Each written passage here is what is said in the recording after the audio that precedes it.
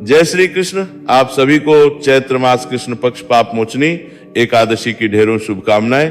प्रिय दर्शकों, आज के इस वीडियो में हम बात करेंगे कि चैत्र पाप मोचनी एकादशी का व्रत किस दिन किया जाएगा, ये व्रत कैसे करना चाहिए, इसकी विधि क्या है, नियम क्या है, पूजा कैसे करनी चाहिए। आप जानते हैं ये एकादशी क्यों महत्वपूर्ण है और इस एकादशी पर विशेष ध्यान रखने वाली बात क्या है।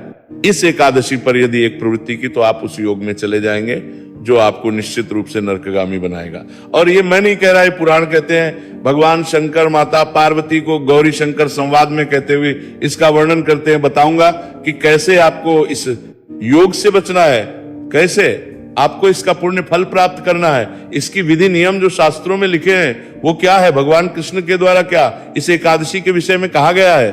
संपूर्ण जानकारी इस वीडियो के माध्यम से आपको प्रदान करूंगा। आपसे निवेदन है कि यदि थोड़ा सा भी उपयोगी लगे तो कृपया एक बार लाइक अवश्य कर दीजिएगा।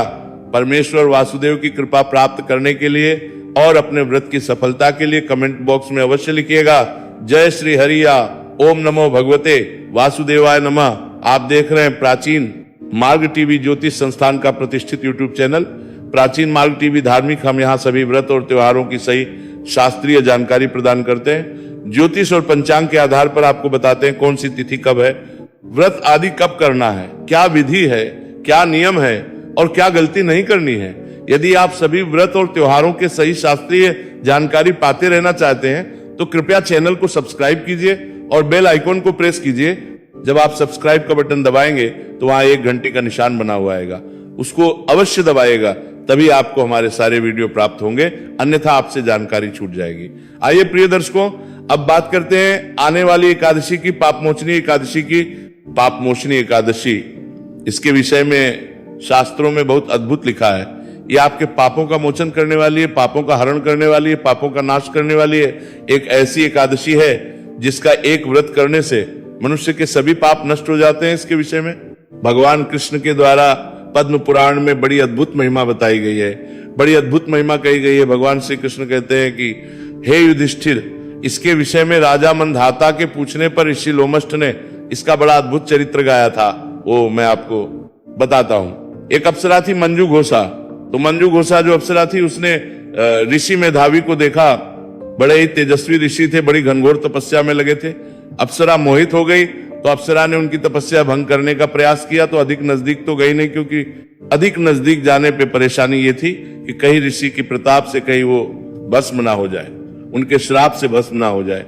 अतः दूर ही उसने, जहां ऋषि का आश्रम था, जहां वो तपस्या कर रहे थे, उससे थोड़ी दूरी पर ही अपना स्थान बनाया और वहां पर वीणा बजाती हुई मधुर गान करने लगी, गाने लगी, गीत गाने लगी। वो जो उसकी आवाज थी, वो जो गीत था और जो वीणा की धुन थी, वो इतनी मधुर थी कि ऋषि पर कामवान कार्य करने लगा और धीरे धीरे ऋषि की तपस्या भंग होने लगी। एक दिन ऋषि उस स्थान पर गए जहां मंजूषा वो गान कर रही थी। उसे देखकर ऋषि मोहित हो गए और जब ऋषि की अवस्था देखी तो अप्सरा अवसर लाभ लेने के लिए तुरंत ही ऋषि के पास चली गई, समीप चली गई और ऋषि के ऊपर कामदेव के बाणों का तेज प्रहार होने लगा। तदुपरांत वो दोनों एक दूसरे में समा गए और अनेकों वर्ष तक रमण करते रहे। जब वो एक दिन अप्सरा कहने लगे कि मुझे अब जाना चाहिए, तो मेधावी ऋषि बोले, देवी जब तक सवेरे की संध्या ना हो जाए तब तक मेरे पास ही ठहरो। कहते हैं कि सुबह तो दो। तब उस अप्सरा ने कहा, विप्रवर अब तक ना जाने कितनी संध्या चली गई होगी, आप मुझ पर कृपा करके बीते समय का विचार कीजिए। ऋषि ने जब विचार किया तो पता लगा कि 57 वर्ष व्यतीत हो गए और वो इस रमण कार्य में ही लगे हैं। उन्हें क्रोध आया कि इस दुष्टा ने उनका सारा पुण्य नाश कर दिया, उनकी सारी तपस्या की शक्ति नष्ट कर दी और क्रोध में आकर उन्होंने उसको श्राप दे दिया कि जा तू पिशाचिनी हो जा। और उसके श्राप से वो आप पिशाचिनी हो गई। वो विलाप करने लगी, कहने लगी, प्रवर आपने गलत किया है, आपने अनुचित किया है, आप मुझे क्षमा कीजिए, मुझसे भूल हुई, मुझे क्षमा कीजिए। आप तो स्वयं परमेश्वर समान है, संत है, और संत का यह कर्तव्य है कि यदि कोई शरण में आए तो उसे अवश्य ही क्षमा प्रदान करे, उसकी रक्षा करे। ऋषि कहते हैं कि ठीक है देवी, मैं तुम्हें श्राप तो दे चुका हूं, इस श्राप से मुक्ति का उपाय बताता हूं कि जब तुम इस पिशाच योनि को भोग रही होगी तब पाप मोचनी एकादशी आएगी। तुम उस एकादशी का व्रत करना पूजन करना, भगवान का पूजन और व्रत करने से, पारण करने से तुम्हें इस श्राप से मुक्ति मिल जाएगी। इस प्रकार ऋषि मेधावी ने उसे उपाय बताया। तब वह कन्या ऋषि के बताए गए उपाय के द्वारा यशु श्राप से मुक्ति प्राप्त करती है। ऋषि मेधावी 57 वर्ष के बाद जब बाहर निकले तो उनका सारा तेज जा चुका था। वो बुझे हुए दीपक के जैसे निस्तेज प्रतीत होते थे। उनकी सभी तपस्या की जो शक्ति थी वह विलुप्त हो गई थी। वो अपने पिता के पास पहुंचे। उनके पिता थे ऋषि च्यवन। ऋषि च्यवन ने कहा कि पुत्र, मैं सब कुछ जानता हूं, अब तुम उद्धार चाहते हो और चाहते हो कि तुम्हारे सभी पापों का नाश हो जाए, तो तुम्हें चैत्र मास के कृष्ण पक्ष की पाप मोचनी एकादशी का व्रत करना चाहिए। उसने कहा, प्रभु कैसे व्रत करना चाहिए? उसने कहा, पाप मोचनी एकादशी के दिन सुबह पवित्र स्नान करो, स्नान करके स्वच्छ वस्त्र धारण करो, स्वच्छ वस्त्र धारण करके संकल्प करते हुए भगवान नारायण का विधि विधान से पूजन करना चाहिए। पूजन करके ब्राह्मणों की सेवा करनी चाहिए, दान करना चाहिए और युक्त होकर वह दिन व्यतीत करना चाहिए। सायंकाल को कीर्तन करना चाहिए, रात्रि काल को भगवान नारायण के निमित्त जागरण करना चाहिए और व्रत के अगले सुबह पर विधि विधान से इसका पारण करना चाहिए और पारण के बाद ब्राह्मण को दान दक्षिणा आदि करने के बाद आपको अपना व्रत खोलना चाहिए। इस विधि से जब आप इस व्रत को करेंगे तो इससे आपके सभी पापों का नाश हो जाएगा और आप पुनः उसी तेज को प्राप्त कर लेंगे। तब ऋषि मेधावी ने भी इस विधि से इस व्रत को किया तो उन्हें भी अपनी खोई हुई सभी शक्तियां पुनः प्राप्त हो गई, क्योंकि उनके पापों का नाश इस एकादशी के व्रत के माध्यम से हो गया था। तो इसी प्रकार से मनुष्य के जितने भी पाप क्यों ना हो, बड़े से बड़ा पाप क्यों ना हो, सभी पापों का नाश इस एकादशी के व्रत करने मात्र से ही हो जाता है। भगवान कृष्ण कहते हैं कि महाराज युधिष्ठिर, आपको ये व्रत अवश्य करना चाहिए। इस एकादशी का व्रत करने से ब्रह्म हत्या जैसा बड़ा पाप नष्ट होता है, स्वर्ण चोरी जैसा बड़ा पाप नष्ट होता है, गुरु पत्नी गमन करने वाला महापातकी भी इस व्रत के करने से पाप से मुक्त हो जाता है। प्रिय दर्शकों, इतनी अद्भुत महिमा है इस एकादशी के विषय में, और भी बहुत कुछ लिखा है। अभी सारी महिमा अगर मैं बताने जाऊंगा तो वीडियो बहुत बड़ा हो जाएगा। अब प्रश्न उठता है कि ये एकादशी करनी कैसे चाहिए। जैसा अभी यहाँ पे विधान बताया गया वो सरल से आपको बताता हूं, और पहले बताता हूं कि इस एकादशी के नियम क्या है, कैसे ये एक दिन पूर्व के नियम आपको पालन करने चाहिए। शास्त्र कहते हैं कि इस एकादशी के एक दिन पूर्व आपको दशमी तिथि को कुछ वस्तुओं का त्याग कर देना चाहिए। प्रमुख रूप से दशमी तिथि को आपको शहद का त्याग करना चाहिए। मधु का प्रयोग नहीं। एकादशी के अनुष्ठान में जब हम भगवान नारायण को अगर पंचामृत से अभिषेक भी करा रहे हैं ना, नहला भी रहे, तो उसमें भी का प्रयोग नहीं किया जाता है। इसका आपको ध्यान रखना चाहिए। शहद का प्रयोग व्रत के एक दिन पूर्व अर्थात दशमी तिथि, एकादशी और द्वादशी दोनों ही दिन नहीं किया जाता है। दूसरा, इस दिन आपको चने के श्राख का सेवन नहीं करना चाहिए। मसूर की दाल का त्याग भी व्रत के एक दिन पूर्व ही कहा गया है, दशमी तिथि को ही कहा गया है। एक बड़ी गलती जो सभी लोग करते हैं, जिनके पास कांसे का पात्र होता है, या तो वो भोजन के लिए प्रयोग करते हैं और स्वयं के लिए नहीं तो भगवान को भोग लगाने के लिए प्रयोग करते हैं। तो कांसे का जो पात्र है ना, उसका प्रयोग आपको नहीं करना चाहिए, ये पूर्णतः वर्जित है। एकादशी अनुष्ठान में कांसे का प्रयोग नहीं करना है। जो लोग एकादशी व्रत करते हैं और लहसुन प्याज आदि खाते हैं, प्रयोग करते हैं, तो उन्हें भी लहसुन प्याज आदि का जो त्याग है वो एक दिन पूर्व ही कर देना चाहिए। अर्थात व्रत के एक दिन पूर्व 10 दिन प्याज आदि का त्याग कर देना चाहिए, दशमी तिथि को ही। और जो लोग मदिरा पान करते हैं, मांसाहार करते हैं और एकादशी का व्रत करते हैं, उन्हें भी इन सभी वस्तुओं का त्याग एक दिन पूर्व ही कर देना चाहिए। ऐसा ना हो कि आज खूब खाए और कल एकादशी का व्रत कर ले। एकादशी के नियम कहते हैं कि एक दिन पूर्व आपको एक वक्त का आहार लेना चाहिए और प्रमुख रूप से दोपहर के बाद अन्न ना खाए। तो ये नियम प्रिय दर्शकों, अगर आप पालन कर पाए तो अवश्य कीजिएगा कि दोपहर के बाद अन्न का त्याग, इसमें कहा गया है कि अन्न जो है दोपहर तक ही सेवन करना चाहिए। इस प्रकार से आप इन नियमों का पालन करते हुए दशमी तिथि का दिन व्यतीत कीजिए और पूजा की जो सामग्री है उसमें जो जोड़ी आगे लगाए वस्तुएं आपको लानी है वो दशमी तिथि को ही लाके रख लीजिए, जिससे कि आप एकादशी को विधि विधान से पूजन आदि कर सके। अब मैं एकादशी के दिन की विधि आपको कहता हूं कि कैसे व्रत करना है, एकादशी के दिन क्या क्या करना है और पूजन के लिए क्या सामग्री आवश्यक रहेगी। प्रिय दर्शकों, एकादशी के दिन सुबह का स्नान महत्वपूर्ण होता है। स्नान में ध्यान दीजिए कि एकादशी पर बाल नहीं धोए जाते हैं, तो जिन्हें भी बाल धोने हो वो एक दिन पूर्व ही धो लीजिएगा। दिन को देखते हुए। यहाँ पर कुछ माताएं बहनें प्रश्न कर सकती हैं, पंडित जी अगर हम मजबूरी में बाल धोना चाहें, कुछ ऐसी इमरजेंसी आ जाए जैसे शुद्धता का कोई प्रश्न उठ के खड़ा हो जाए, शुद्धता के लिए आवश्यक हो, तो उस अवस्था में आप बाल धो सकते हैं, क्योंकि पूजा के लिए शुद्धता अनिवार्य है और मासिक धर्म का समय पूर्ण हो रहा है या किसी अन्य कारण से कोई सूतक या कोई और कारण है जिसके लिए शुद्धता अनिवार्य मानी गई है, तो उसके लिए आप बाल धोइए, लेकिन शैम्पू नहीं करेंगे, कंडीशनर का प्रयोग नहीं करेंगे, केवल और केवल जल से बाल धोइएगा।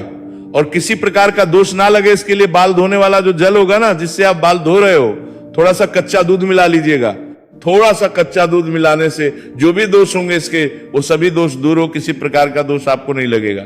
लेकिन ध्यान दीजिएगा, ये उपाय इमरजेंसी क्या, जब भी भगवत कार्य के लिए आपको तैयार होना है और शुद्धता नहीं है, तो उसके लिए आप बाल धो सकते हैं। स्नान आदि से निवृत्त होकर स्वच्छ वस्त्र धारण करके भगवान भास्कर को जल दीजिए, सूर्य भगवान को जल दीजिएगा और माता तुलसी को जल दीजिएगा। एकादशी के दिन माता तुलसी की पूजा की जाती है। फिर बताऊं, एकादशी को माता तुलसी की पूजा करने में कोई दोष नहीं है, पुण्यदायी ही है।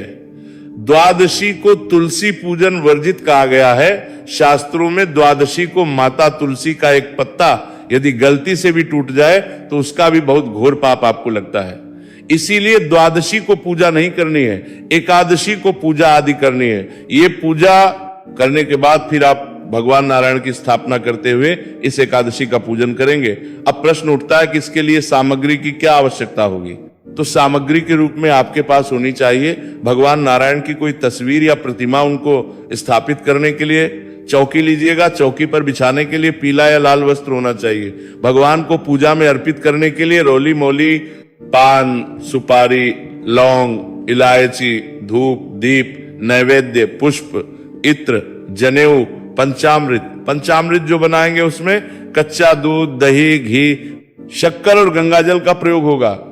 शहद का प्रयोग कहा गया है। इसके अतिरिक्त भगवान को अर्पित करने के लिए जनेऊ लेंगे, तो जनेऊ 2 लीजिएगा, एक पारण के दिन पूजन के लिए और एक व्रत वाले दिन पूजन के लिए, और थोड़ा सा इत्र लीजिएगा, पान के पत्ते भी धो लीजिएगा। दोनों दिन के लिए लौंग इलायची 5 ले लीजिएगा, सुपारी 2 ले लीजिएगा। ये सारी सामग्री आपने एकत्र करनी है। एक लोटा होना चाहिए, आपके पास तांबे का अगर ना हो तो नया ले लीजिएगा, अन्यथा जो आप पूजा में प्रयोग करते हैं उसी का उपयोग इसमें भी करेंगे। ये सारी सामग्री आपने एकत्र करनी है। सामग्री एकत्र करके जो आपका पूजा स्थल है, घर पे जहां भी बैठ के आप पूजा करते हैं वहां पे रखिए। पूर्व दिशा की ओर आसन लगा के आपने बैठना है। जो लोटा है तांबे का, उसमें पहले थोड़ा गंगा जल भरिएगा, फिर शुद्ध जल भरिएगा और पुष्प के माध्यम से उस जल के छींटे दीजिएगा सभी सामग्री पर और स्थान पर। इससे सामग्री शुद्ध हो जाएगी, वो स्थान भी पवित्र हो जाएगा, क्योंकि आपके पास पहुंचने से पहले ये सामग्री हाथों से होकर निकली है, न जाने कौन किस अवस्था में था। इसीलिए शुद्धिकरण बड़ा अनिवार्य कहा गया है। शास्त्रों में तो जल के छींटे दीजिए। हम मंत्र पढ़ते हैं, ओम अपवित्र पवित्रो वा सर्वावस्थांगतोत पिबा या स्मरेत पुंडरीकाक्षं सभा या अभ्यंतरा शुचिया। इस प्रकार जल छींटे लेके आपने स्थान को शुद्ध किया और सामग्री को शुद्ध किया है। अब चौकी बिछाइए, चौकी पर लाल या पीला वस्त्र बिछाइए और भगवान नारायण का जो भी चित्र प्रतिमा स्वरूप आपके पास है उनको स्थापित कीजिए। उनके सामने दीपक रखिए। अगर घी का दिया है तो सीधे हाथ की ओर रखेंगे, तेल का दिया है तो उलटे हाथ की ओर रखेंगे और उसके विपरीत दिशा में धूप रखेंगे। दीपक को जब रखें तो ध्यान दीजिएगा कि आसन देना बड़ा आवश्यक है। आसन किस चीज का है? आप आसन पुष्प का दे सकते हैं, अर्थात दीपक के नीचे पुष्प रख दीजिए। जिनके पास पुष्प ना हो तो आप कोई अनाज रख दीजिएगा, बाजरा, गेहूं, जो भी आपके पास है थोड़ा सा, क्योंकि आसन देकर ही दीपक को विराजमान किया जाता है। इसका भार बहुत होता है। अगर आप ऐसे डायरेक्ट इसको रखते हैं दीपक को तो वो उचित नहीं माना जाता। इस प्रकार से आपने भगवान की स्थापना की, दीपक की स्थापना की। आपने जो एक लोटे में जल लिया है ना, उसमें से थोड़ा सा जल किसी और पात्र ले लीजिए, छोटा सा कोई पात्र, कटोरी या कोई छोटा सा लोटा जो भी है, क्योंकि ये आपको जलाजम के लिए और हाथ धोने के लिए आवश्यक होगा। भगवान की पूजा के लिए जल अलग पात्र में होना चाहिए और आपके लिए प्रयोग के लिए अलग होना चाहिए। इसीलिए अलग पात्र में जल डाल लीजिए, थोड़ा सा गंगा जल मिला हुआ, और अपने सीधे हाथ पर 1 चम्मच जल लीजिएगा, हाथ धो लीजिएगा। हाथ धोने के बाद अब आप 1-1 चम्मच जल ग्रहण करेंगे, पी जाएंगे। इसे आचमनी कहते हैं। करने के लिए मासा जल जो है वो शास्त्र कहते हैं कि निर्जला एकादशी में भी पिया जा सकता है। तो 6 मासा जल हो गया कि एक एक बार में 2-2 बूंद जल पिएंगे तो 6 बूंद जल के आसपास 6 मासा जल कहलाता है। तो 2 बूंद जल चम्मच से अपने सीधे हाथ में लीजिएगा और पी जाइएगा। अभी हाथ सात्ती का पास के एक एक मंत्र पर इस प्रकार 3 बार पीना है आपको। ओम माधवाय नमः जल लीजिए, पी जाइए। ओम केशवाय नमः जल लीजिए, पी जाइए। ओम नारायणाय नमः जल लीजिए, पी जाइए। ओम ऋषिकेशाय नमो नमः हाथ धो लीजिए। हाथ धोने के बाद अपने आप को तिलक कीजिए, मौली बांधिए। पारिवारिक जन बैठकर पूजन कर रहे हैं तो उन्हें भी तिलक कीजिए, मौली बांधिए। और अब आप दीपक को प्रज्वलित करेंगे तथा व्रत पूजन का संकल्प करेंगे। दीपक प्रज्वलित कीजिए, धूप को जलाइए। शुभम करोति कल्याणम आरोग्यम धन संपदा शत्रु और बुद्धि विनाशाय दीप ज्योतिर्लिंग नमोस्तुते। इस प्रकार से आपने दीप प्रज्वलन किया। दीप जलाने के बाद, धूप जलाने के बाद अब आप व्रत पूजन का संकल्प करेंगे। तो संकल्प करने के लिए सीधे हाथ पर जल लीजिए। 1 रुपए का सिक्का दक्षिणा के रूप में कम से कम रखिए, अधिक जो मर्जी रख सकते हैं। थोड़े से पुष्प हाथ में ले लीजिए और 3 बार बोलिए ओम श्री विष्णु, ओम श्री विष्णु, ओम श्री विष्णु। अपना नाम, अपना गोत्र, जिस स्थान पर बैठकर संकल्प कर रहे हैं वहां का मकान नंबर, क्षेत्र का नाम, शहर का नाम, चैत्र मासी कृष्ण पक्षी एकादशी, भगवान नारायण एकादशी बोलिए, 100 विष्णु। और यह संकल्प भगवान के चरणों में अर्पित कर दीजिए। इस मन्ना पश्चित तंत्र में प्रकार से संकल्प करके फिर आप भगवान की पूजा करेंगे। पूजा की जो है मैं आपको मंत्रों सहित अलग से अपलोड करूंगा, प्रत्येक एकादशी पर करता हूं, उसका लाभ लीजिएगा। क्योंकि यहाँ पूजा विधि अगर मैं बताऊंगा तो वीडियो बहुत बड़ा हो जाएगा। भगवान को स्नान कराएंगे, स्नान करके वस्त्र अर्पित करके इत्र आदि अर्पित करना है, जनेऊ अर्पित करना है, तिलक लगाइएगा, तिलक अर्पित करके, पुष्प अर्पित करके और फिर भगवान को भोग प्रसाद अर्पित कीजिएगा और अंत में तांबुल अर्पित कीजिएगा। इस प्रकार पूजन करके कथा सुनेंगे। कथा जो है वो आपको हम अपलोड करेंगे चैनल पर, उसका श्रवण कीजिएगा। कथा के साथ आपको विष्णु शास्त्र नाम अवश्य सुनना चाहिए। कथा श्रवण आदि करने के बाद भगवान के चरणों में मन को लगाते हुए दिन को व्यतीत कीजिए। किसी भी प्रकार के लोभ लालच में नहीं आना, किसी पे क्रोध नहीं करना, किसी का अहित नहीं करना, अपमान नहीं करना, शांत चित रहते हुए दिन को व्यतीत कीजिए। सायं काल को कीर्तन की महिमा है तो कीर्तन कीजिएगा। जिनके आसपास कीर्तन ना होता हो उनके लिए हम एक वीडियो अपलोड करते हैं जिसमें वो सभी पाठ स्तोत्र होते हैं जो आपको कीर्तन का फल देते। भगवान नारायण कहते हैं यदि नाच गा के कीर्तन ना कर सके तो आप इन पाठों को सुन के कीर्तन का पुण्य ले सकते हैं। तो वह वीडियो अवश्य सुनिएगा, इससे आपको कीर्तन का फल प्राप्त करने में सहायता मिलेगी। रात्रि जागरण की बड़ी महिमा है, रात्रि जागरण करना चाहिए। कब तक करें? कम से कम 2 बजे तक तो करना ही चाहिए। जो स्रोत पाठ है उनको सुनते हुए आपने रात्रि जागरण करना चाहिए। और अगले दिन सुबह सूर्योदय से पहले उठ जाना चाहिए। उठने के बाद स्नान आदि करके वस्त्र धारण कीजिए और फिर आप पारण दिवस की पूजा कीजिए। पारण दिवस की पूजा कैसे करनी है, विधि नियम क्या रहेंगे, इसके लिए मैं आपको अलग से वीडियो अपलोड करके बता ही दूंगा। अब बात करते हैं कि इस एकादशी का व्रत आपने करना कब है, अर्थात वो कौन सा योग है जिस दिन नरकगामी योग रहेगा, और इस एकादशी के व्रत के निर्धारण में क्या हमें विशेष सावधानी रखनी चाहिए। तो प्रिय दर्शकों, ये जो एकादशी है जिसे पाप मोचनी कहते हैं, इसकी शुरुआत हो रही है 14 तारीख को अर्थात 14 मार्च को सुबह 8:10 पर, और इसका समापन हो जाएगा 15 तारीख को सुबह 9:16 पर। ऐसे में सूर्य के मुख से एकादशी रहेगी 15 तारीख को। 16 तारीख को सुबह 8:10 पे एकादशी आ रही है, परंतु वो दशमी वेधा एकादशी है क्योंकि सूर्य का उदय दशमी तिथि में हो रहा है। और शास्त्र कहते हैं कि दशमी वेधा एकादशी है, ये कभी नहीं करनी चाहिए। नारद पुराण में किया गया है, भविष्य पुराण में खंडन किया गया है, पूर्वोत्तर ग्रंथ में खंडन कर किया गया है। भगवान शंकर गौरी शंकर संवाद में यहां तक कहते हैं कि जो मनुष्य दशमी वेदा एकादशी करता है, ये समझो पार्वती वो अपने लिए नरक की कामना कर रहा है। इससे बड़ा और क्या सुनेंगे। इसीलिए मैं कह रहा हूं कि इस एकादशी पर ये भूल ना कीजिएगा। लोग सुनते हैं, सोचते हैं अरे आज तो पूरा दिन एकादशी है, कल तो सुबह सुबह समाप्त हो जाएगी। नहीं नहीं, आज ही करनी चाहिए एकादशी, और वो उस दिन व्रत कर लेते हैं। लेकिन शास्त्र की इस दिन का व्रत भूल के भी ना करें, क्योंकि सूर्य का उदय दशमी तिथि में है। सूर्य का उदय बड़ा देखना महत्वपूर्ण है। एकादशी के व्रत में वो या तो एकादशी में होना चाहिए या द्वादशी को हो तो भी एकादशी व्रत कर सकते हैं, पर दशमी में जब सूर्य का उदय हो तो भूल के भी एकादशी ना करें। तो इस बार इसका ध्यान रखिएगा कि आप व्रत करेंगे 15 को, 14 को नहीं कर सकते और 16 तारीख को आप इस एकादशी के व्रत का पालन करेंगे। अब हम बात करते हैं पूजा मुहूर्त की। तो 15 तारीख रविवार दिन रहेगा। पूजा के लिए 9:30 से और 11 बजे तक का जो समय है वो श्रेष्ठ है। इसके अलावा आप सुबह सुबह भी पूजा कर सकते हैं, उसमें कोई दोष नहीं रहेगा। ये थी जानकारी एकादशी के विषय में। जानकारी थोड़ी भी अच्छी लगे लाइक अवश्य कीजिए, जितना हो सके शेयर कीजिएगा। भगवान सब पर कृपा करें। हरे कृष्ण।